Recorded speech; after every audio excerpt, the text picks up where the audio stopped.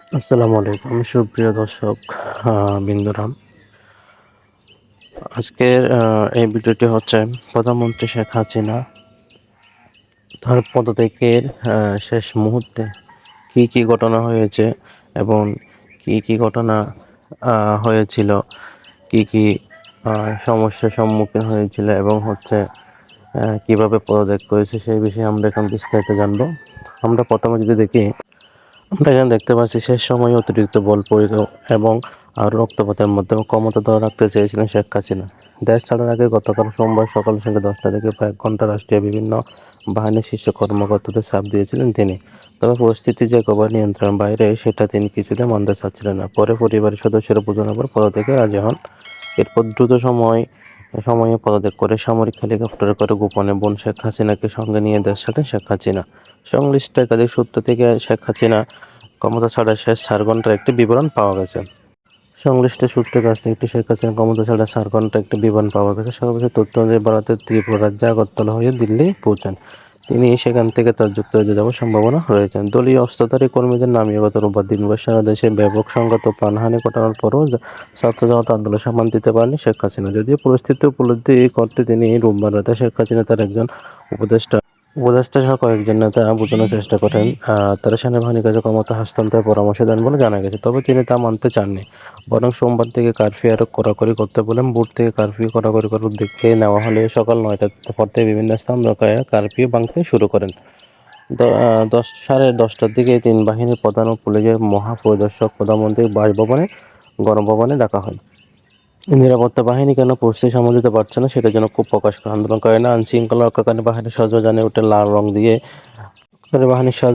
লাল রং দিয়ে দিচ্ছেন, সামরিক যানে পর্যন্ত উঠে পড়েছেন। এরপরও কেন তারা কঠোর হচ্ছে না সেটা নিয়ে ক্ষোভ প্রকাশ করেন তিনি। এছাড়া বিশ্বাস করে এই কর্মকর্তাদের শীর্ষ পদে বসেন সেটিও তিনি উল্লেখ করেন।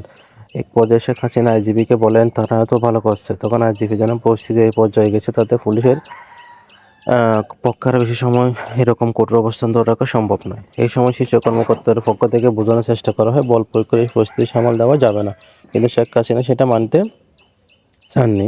ওই সময় শীর্ষ কর্মকর্তাদের পক্ষ থেকে বোঝানোর চেষ্টা করা হয় বল প্রয়োগ করে পরিস্থিতি সামাল দেওয়া যাবে না, কিন্তু শেখ হাসিনা সেটা মানতে চাচ্ছিলেন না। তখন কর্মকর্তা শেখ রেহানা আরেক পক্ষে আলোচনা করেন। তাকে পরিস্থিতি জানিয়ে শেখ হাসিনাকে বোঝানোর অনুরোধ করেন এবং শেখ রেহানা এরপর বড় বোন শেখ হাসিনার সঙ্গে আলোচনা করে, কিন্তু তিনি ক্ষমতা ধরে রাখতে অনুরোধ থাকেন। এক পর্যায়ে বিদেশে থাকা সচিব জয়ের সঙ্গে ফোনে কথা বলেন একজন শীর্ষ কর্মকর্তা। এরপর জয় তার মায়ের সঙ্গে কথা বলেন। এরপর শেখ হাসিনা পদত্যাগে রাজি হন। তিনি তখন একটা ভাষণ রেকর্ড করতেছেন জাতির উদ্দেশ্যে প্রচারের জন্য। আমরা এখানে দেখতে পাচ্ছি একটি সামরিক হেলিকপ্টার করে দেশে আসছেন শেখ হাসিনার সঙ্গে ছিলেন ছোট বোন শেখ রেহানা। তারপর হচ্ছে ততক্ষণে গোয়েন্দা থেকে তথ্য আসে যে বিপুল সংখ্যক ছাত্র জনতা শাহবাগ উত্তর থেকে গণভবন অভিমুখে রওনা দিয়েছে। দূরত্ব বিবেচনায় 45 মিনিটের মধ্যে শাহবাগ থেকে গণভবন আন্দোলনকারীরা চলে আসতে পারে বলে অনুমান করা হয়। ভাষণ রেকর্ড করতে দিলে গণভবন থেকে বের হওয়ার সময় নাও পাওয়া যেতে পারে। এই বিবেচনায় শেখ হাসিনাকে ভাষণ রেকর্ডের সময় না দিয়ে 45 মিনিট সময় বেঁধে দেওয়া হয়।